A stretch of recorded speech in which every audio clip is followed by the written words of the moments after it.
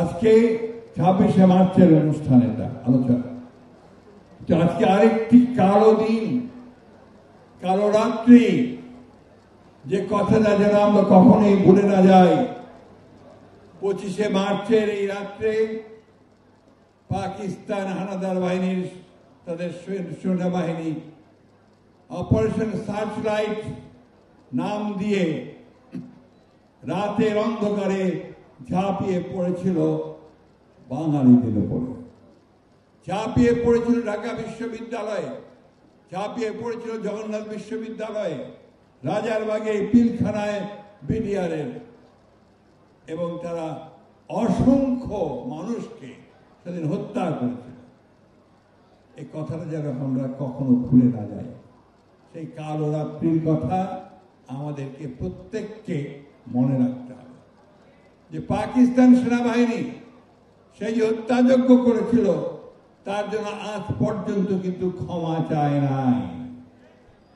গণহত্যা করেছিল, লক্ষ লক্ষ মানুষকে হত্যা করেছিল, তার জন্য পাকিস্তান এখন পর্যন্ত কিন্তু বাংলাদেশের কাছে ক্ষমা প্রার্থনা করে নাই। বন্ধুগণ, এই কথাগুলো কেন বলছি? কারণ এখন পরিবেশ তৈরি হয়েছে, কিছু কিছু মানুষ, কিছু কিছু দল, কিছু কিছু গোষ্ঠী একটা বোঝানোর চেষ্টা করছেন যে 71 কোনো ঘটনাই ছিল না, এবং মুক্তিযুদ্ধের যে আন্দোলন, মুক্তিযুদ্ধের যে যুদ্ধ, লক্ষ লক্ষ মানুষের যে আত্মত্যাগ, 9 মাস, দীর্ঘ 9 মাস ধরে বাড়ি ঘর ছেড়ে কোটি কোটি মানুষ যে ভারতে আশ্রয় নিয়েছিল, বাড়িতে থাকতে পারত না, পালিয়ে পালিয়ে বেড়াতো, যুবকরা তখন কেউ বাইরে থাকতে পারত না। সেই অবস্থাটা যেন আমরা ভুলে যাচ্ছি, ভুলে যাওয়ার চেষ্টা করা হচ্ছে। বন্ধুরা, যারা সেদিন সহযোগিতা করেছে, যারা সেদিন সে হত্যাযজ্ঞে সহযোগিতা করেছে, তারা এখন গলা ফুলিয়ে কথা বলে। আমি কারো নাম বলতে চাই না, বলতেও চাই না, তিক্ততাও সৃষ্টি করতে চাই না। ইতিহাস ইতিহাসই, ইতিহাস কেউ বিকৃত করতে পারবে না। বন্ধুগণ, সেই জন্যই আজকের এই রাত্রিটি আমাদের কাছে অত্যন্ত কলঙ্কময় রাত্রি, দুঃখের রাত্রি। আমাদের বহু জ্ঞানী গুণী মানুষকে সেদিন ঢাকা বিশ্ববিদ্যালয়ে হত্যা করা হয়েছে, জগন্নাথ বিশ্ববিদ্যালয়ে হত্যা করা হয়েছে, পিলখানায় হত্যা করা হয়েছে, রাজারবাগে হত্যা করা হয়েছে। তারপরে এই রাতেই আমাদের সেই বীর নেতা, যাকে বলা হয়েছিল আওয়ামী লীগের পক্ষ থেকে অখ্যাত মেজর, সেই দিন তিনি সেই কালুরঘাট চট্টগ্রাম থেকে পাকিস্তান সেনাবাহিনীর বিরুদ্ধে বিদ্রোহ ঘোষণা করে তিনি যুদ্ধ শুরু করেছিলেন। আর তাদের নেতা, যাকে আমরা অসংবাদিত নেতা হিসেবে মেনে নিয়েছিলাম, যার নির্দেশে তখন বাংলাদেশ চলত, তৎকালীন পাকিস্তান চলত, তিনি রাতের অন্ধকারে পাকিস্তানিদের কাছে আত্মসমর্পণ করে পাকিস্তানে চলে গিয়েছিলেন। আওয়ামী লীগের সব নেতৃবৃন্দ তারা পালিয়ে ভারতে গিয়ে আশ্রয় নিয়েছিল, আর আমাদের লক্ষ কোটি মানুষকে অরক্ষিত রেখে কোন দিক নির্দেশনা না দিয়ে সেদিন তারা পালিয়ে গিয়েছিল। বন্ধুগণ, আমাদের আজকের এই দিনের সঙ্গে কিছু মিল আছে। তাদের নেত্রী শেখ হাসিনা জনগণের যখন তাড়া করেছে, জনগণ যখন তাদের পেছনে রুদ্ররোষে ছুটে গেছে, তখন তারাও সেদিন তাদের সেই দলের নেতা কর্মী সবাইকে অ্যাবান্ডন করে চুপ করে হেলিকপ্টারে করে ভারতবর্ষে গিয়ে আশ্রয় নিয়েছে। মিল আছে না? অনেক মিল আছে। এটাই হচ্ছে ওদের চরিত্র। ওরা যখন দেখে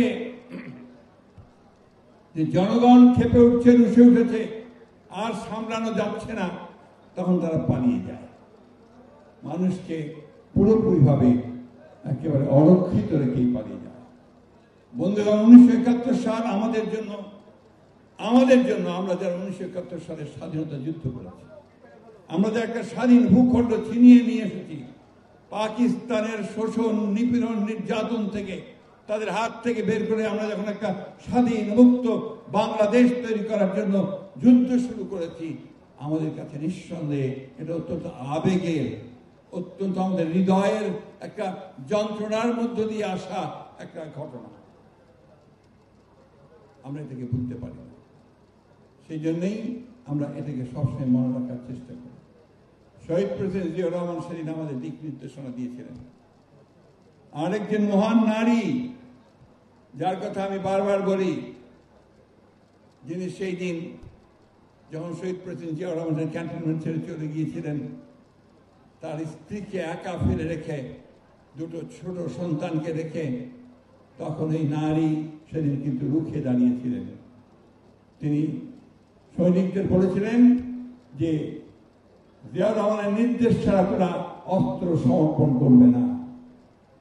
এরপরে তিনি তাদের দুই বাচ্চার হাত ধরে তিনি ঢাকায় চলে এসেছিলেন, লুকিয়ে বোরখা পরে, এবং ঢাকায় তিনি গ্রেফতার হয়েছেন পাক সেনাবাহিনীর হাতে, এবং দীর্ঘ 9 মাস তিনি কারাগারে ছিলেন শেষ দিন পর্যন্ত।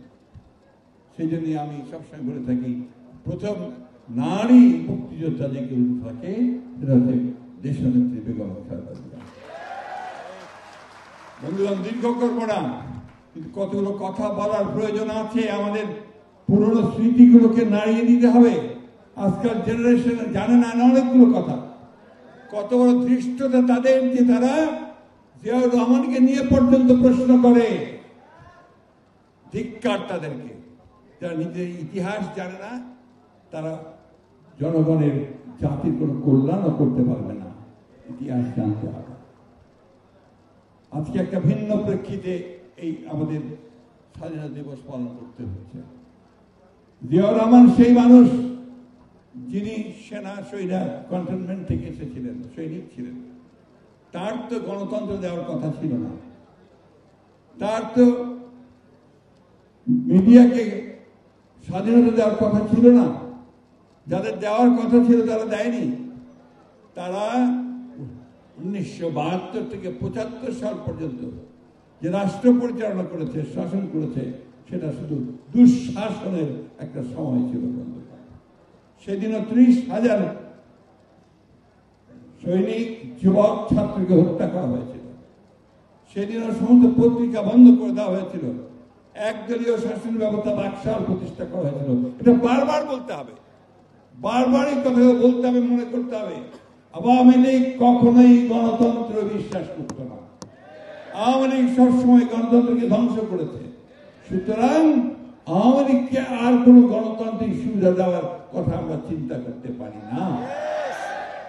বন্ধুগণ, জিয়াউর রহমান অতি অল্প সময়ের মধ্যে এই দেশে, যেটা খসরু সাহেব বলেছেন, তিনি সংস্কার করেছেন। একদলীয় শাসন ব্যবস্থাকে বহুদলীয় গণতন্ত্র নিয়ে এসেছেন, মাল্টি পার্টি সিস্টেম নিয়ে এসেছেন। তিনি মিডিয়ার স্বাধীনতা দিয়েছেন, সমস্ত পত্রিকাগুলোকে খুলে দিয়েছেন, একটা গণতান্ত্রিক চর্চা শুরু করেছেন। তিনি অর্থনীতিতে বহুমাত্রিক অর্থনীতি সৃষ্টি করেছেন, অর্থাৎ বেসরকারি মালিকানাকে নিয়ে এসেছেন, মুক্ত বাজার অর্থনীতি তিনি শুরু করেছেন, রিফর্ম নিয়ে এসেছেন। রিফর্মের শুরু তো শহীদ প্রেসিডেন্ট জিয়াউর রহমানের হাত থেকে। আজকে যারা রিফর্ম বলছি আমরা, আমাদের মনে রাখতে হবে যে রিফর্মের প্রথম শুরু করেছেন শহীদ প্রেসিডেন্ট জিয়াউর রহমান। এরপরে রিফর্ম করেছেন দেশনেত্রী বেগম খালেদা জিয়া। তিনি সংসদীয় গণতন্ত্র করেছেন, এবং যখন জনগণের দাবির প্রেক্ষিতে তিনি তত্ত্বাবধায়ক সরকারের বিধান কনস্টিটিউশনের সন্নিবেশিত করেছেন। এতগুলো মৌলিক সংস্কার কিন্তু এই বিএনপির হাত দিয়ে